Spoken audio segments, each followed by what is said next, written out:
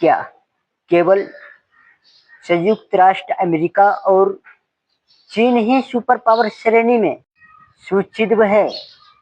America अभी भी शीर्ष पर है, लेकिन एशिया पावर इंडेक्स 2018 में लॉन्च होने के बाद यह सबसे कम प्रभाव स्कोर दिखा रहा है। ऑस्ट्रेलिया के प्रतिष्ठित लॉबी इंस्टीट्यूट अपनी वार्षिक एशिया पावर इंडेक्स 2025 में जारी कर दी है, जो एशिया का 27 देशों का सैन्य आर्थिक रिपोर्ट में क्षेत्रीय शक्ति में बढ़े बदलावों पर प्रकाश डाला गया है, जिसमें चीन एशिया की प्रमुख शक्ति में उभर रहा है और भारत ऊपर उठ रहा है, और संयुक्त राज्य अमेरिका में पिछले वर्षों के प्रभाव की तुलना में गिरावट आई है।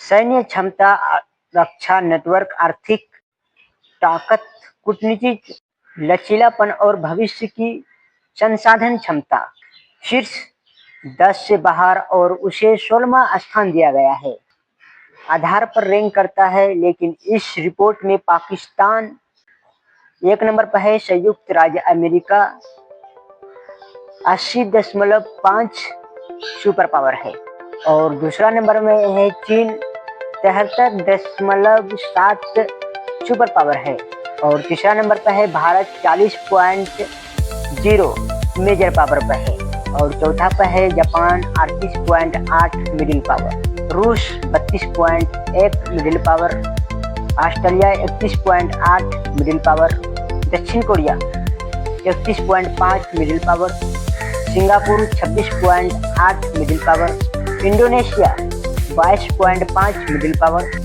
Malaysia 20.6 middle power.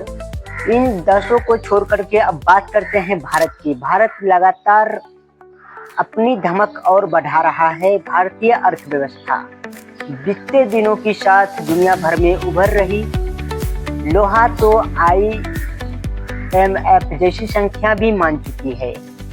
आज की तारीख में बढ़ते भारत की अर्थव्यवस्था एशिया में भी भारत और शक्तिशाली बनकर सामने आया है। एशिया पावर इंडेक्स 2025 में अपनी तीसरे स्थान पर रखा गया है।